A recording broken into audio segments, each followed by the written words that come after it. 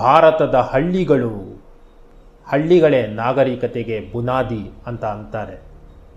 ಆದರೆ ನಮ್ಮ ಹಳ್ಳಿಯ ಸಂಸ್ಕೃತಿಯನ್ನು ಸಂಪೂರ್ಣವಾಗಿ ಮರೆತೇ ಬಿಟ್ಟಿದ್ದೀವಿ. ನಾವು ಮೊದಲು ತಿಳಿಸಿದ ಸಮಸ್ಯೆಗಳು ಅಂದರೆ ಶಿಕ್ಷಣ, ವೈದ್ಯಕೀಯ ಸೇವೆಗಳು, ಮೂಲಭೂತ ಸೌಕರ್ಯಗಳು ಇವೆಲ್ಲ ಹಳ್ಳಿಗಳಲ್ಲಿ ಹೇಗಿದೆ ಅಂತ ನಾವು ಮೊದಲು ನೋಡಬೇಕು. ಮುಂದಿನ ನೋವು ಸಮಸ್ಯೆ ತಂತ್ರಜ್ಞಾನ ಅಂದ ಮಾತ್ರಕ್ಕೆ IT, BT, ಸಿಲಿಕಾನ್, ಮೆಷಿನ್ಗಳು, ಇನ್ಸ್ಟ್ರೂಮೆಂಟ್ಗಳು, ಡಿವೈಸ್ಗಳು, ಹೈಫೈ, DTS, ಡಾಲ್ಬಿ ಇವೆಲ್ಲ ಅಲ್ಲ.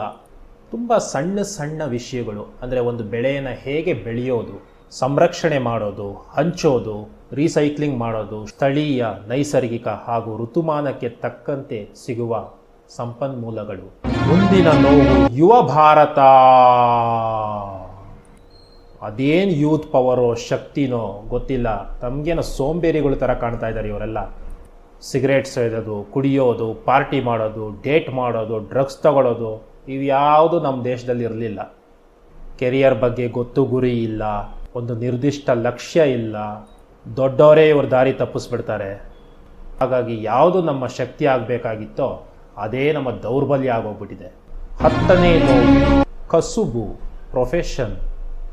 ಮಾಡೋ ಕೆಲಸ ನೋಡಿ ಒಬ್ಬ ಮನುಷ್ಯನ ಅಳಿಯೋದು, ಬೆಲೆ ಕೊಡೋದು, ಬೇರೆ ಕಸುಬುಗಳ ನಡುವೆ ಹೊಂದಾಣಿಕೆ ಇರಬೇಕಾಗಿರೋ ಬದಲು ಈರ್ಷೆ, ದ್ವೇಷ, ತಾರತಮ್ಯ ಇವುಗಳೇ ತುಂಬೋಗಿದೆ. IT, BPO, MBBS, ಗೌರ್ಮೆಂಟ್ ಕೆಲಸಗಳು, UGC ಸ್ಕೇಲ್ ಸ್ಯಾಲರಿಗಳು, ಟೇಬಲ್ ಕೆಳಗಿನ ಕಮಾಯಿ ಇವೇ ಈಗ ಒಬ್ಬ ಮನುಷ್ಯನಿಗೆ ಮರ್ಯಾದೆ ತಂದು ಕೊಡ್ತಾ ಇರೋದು. ಮುಂದಿನ ಸಮಸ್ಯೆ ಸಂಸ್ಕೃತಿ. ನಮ್ಮ ಬೇರು ಏನು? ನಮ್ಮದೇ ಸಂಸ್ಕೃತಿ, ನಮ್ಮದೇ ಭಾಷೆಗಳನ್ನು ಹೀಯಾಳಿಸೋದು. ಪಾಶ್ಚಾತ್ಯ ದೇಶಗಳಿಂದ ಬಂದರೆ ಮಾತ್ರ ಮನ್ನಣೆ. ಸ್ಥಳೀಯ ಆಚಾರ ವಿಚಾರಗಳು, ವೈವಿಧ್ಯತೆ ಇವ್ಯಾವುದು ನಮಗೆ ಬೇಕಾಗಿಲ್ಲ. ಮುಂದಿನ ಸಮಸ್ಯೆ ನುಡಿ, ಭಾಷೆ. ನಮ್ಮ ಪ್ರತಿಯೊಂದು ಭಾರತೀಯ ಭಾಷೆಗಳು ಸಮೃದ್ಧವಾಗಿವೆ. ಅವುಗಳನ್ನು ಇನ್ನೇನು ಬೆಳೆಸೋದು ಬೇಕಾಗಿಲ್ಲ, ಬಳಸಿದ್ರೆ ಸಾಕಾಗಿದೆ. ಸಾವಿರಾರು ವರ್ಷಗಳಿಂದ ಇಂಗ್ಲೀಷ್ ಇಟ್ಕೊಂಡು ನಾವೇನು ಬದುಕಿರಲಿಲ್ಲ. ಮುಂದಿನ ನೋವು ಜಾತಿ ಮತ್ತು ಮೂಢನಂಬಿಕೆಗಳು. ಹಿಂದೆ ನಾವು ಮಾಡೋ ಉದ್ಯೋಗದ ಪ್ರಕಾರ ಜಾತಿಗಳು ಹುಟ್ಕೊಂಡಿದ್ದು.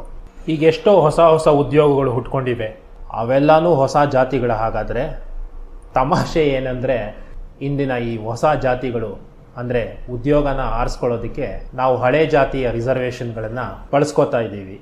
ಕೆಲವು ನಂಬಿಕೆಗಳು ಎಷ್ಟೋ ವರ್ಷಗಳ ಅನುಭವದ ಮೇಲೆ ಹುಟ್ಕೊಂಡ್ವು, ಆದರೆ ಇವೇ ಈಗ ಮೂಢನಂಬಿಕೆಗಳಾಗಿ ಬದಲಾಗಿವೆ. ಕಾರಣ ಬದಲಾದ ಪರಿಸ್ಥಿತಿಗಳು ಹಾಗೂ ಅವುಗಳನ್ನು ನಾವು ಅರ್ಥ ಮಾಡಿಕೊಳ್ಳದೆ ಹೋದದ್ದು. ಮುಂದಿನ ನೋವು ಭ್ರಷ್ಟಾಚಾರ, ಕರಪ್ಷನ್. ಭಾರತದ ಸಮಸ್ಯೆಗಳು ಅಂದ ತಕ್ಷಣ ಈ ಒಂದು ಭ್ರಷ್ಟಾಚಾರನ ನಾವು ಮೇಲಕ್ಕೆ ಎತ್ತಿ ತೋರಿಸ್ತೀವಿ, ಆದರೆ ನಾವೀಗ ಇದನ್ನು ಸ್ವಲ್ಪ ಲಾಸ್ಟ್ಗೆ ಹಾಕ್ಬಿಡೋಣ. ಭ್ರಷ್ಟಾಚಾರ ಅಂದರೆ ತಕ್ಷಣ ನಮಗೆ ಜ್ಞಾಪಕ ಬರೋದು ನಮ್ಮ ಸಿನಿಮಾಗಳಲ್ಲಿ ಪೊಲೀಸ್ ಆಫೀಸರ್ಗಳು ರಾಜಕಾರಣಿಗಳ ಮೇಲೆ ಟಟ ಅಂತ ಗುಂಡು ಹಾರಿಸೋದು, ಪತ್ರಕರ್ತರು ರಸ್ತೆಗಳಲ್ಲಿ ಜೋರಾಗಿ ಕಿರ್ಚ್ಕೊಂಡು ನೋಡಿ ನಮ್ಮ ಪೆನ್ ಪವರು, ಲೇಖನಾ ಶಕ್ತಿ ಅಂತ ಹೇಳೋದು. ಇದಲ್ಲ ಭ್ರಷ್ಟಾಚಾರ. ನಮ್ಮ ಎದೆಯನ್ನು ಮುಟ್ಕೊಂಡು ನಾವೇ ಕೇಳಿಕೊಂಡ್ರೆ ಭ್ರಷ್ಟಾಚಾರ ಏನು ಅಂತ ನಮಗೆ ಗೊತ್ತಾಗುತ್ತೆ. ಕೊನೆಯ ನೋವು, ಮುಖ್ಯವಾದ ನೋವು ಮಾನವ ಸಂಬಂಧಗಳು. ಇಂದಿನ TV ಧಾರಾವಾಹಿಗಳಲ್ಲಿ ಮಾತ್ರ ನಾವು ಒಂದು 10-20 ಜನ ಒಂದು ಸಂಸಾರದಲ್ಲಿ ಇರೋದನ್ನ ಕಾಣ್ತೀವಿ, ಆದರೆ ನಮ್ಮ ಮನೆಯಲ್ಲಿ ಇಬ್ಬರು ಇರೋದೂ ಕಷ್ಟ ಆಗೋಗ್ಬಿಟ್ಟಿದೆ ಈಗ. ಆದರೆ ಇದಕ್ಕೆ ಕಾರಣ ಇದೇ TV ಧಾರಾವಾಹಿಗಳು ಅನ್ನೋದು ಬೇರೆ ವಿಷಯ, ಅದನ್ನು ಬಿಡಿಯತ್ತಾಗೆ. ಮದುವೆ ಅನ್ನೋದು ಗಟ್ಟಿಯಾದ ಸಂಬಂಧ ಅಲ್ಲ, ಕಾನೂನು ನಮಗೋಸ್ಕರ ಮಾಡಿಕೊಟ್ಟಿರೋ ಒಂದು ಅಸ್ತ್ರ ಅಷ್ಟೇ. ಗಂಡ ಹೆಂಡತಿ ಇಬ್ಬರ ಮಧ್ಯೆ ಇವಾಗಿರೋದು ಅಧಿಕಾರ, ಪ್ರೀತಿ ಏನೂ ಉಳಿದಿಲ್ಲ. ಮಕ್ಕಳುಗಳಿಗೆ ಸಂಬಂಧ ಅಂದರೆ ಏನು ಅಂತಲೇ ಅರ್ಥ ಮಾಡ್ಕೊಳ್ಳೋಕ್ಕೆ ಅವಕಾಶ ಕೊಡ್ತಾ ಇಲ್ಲ.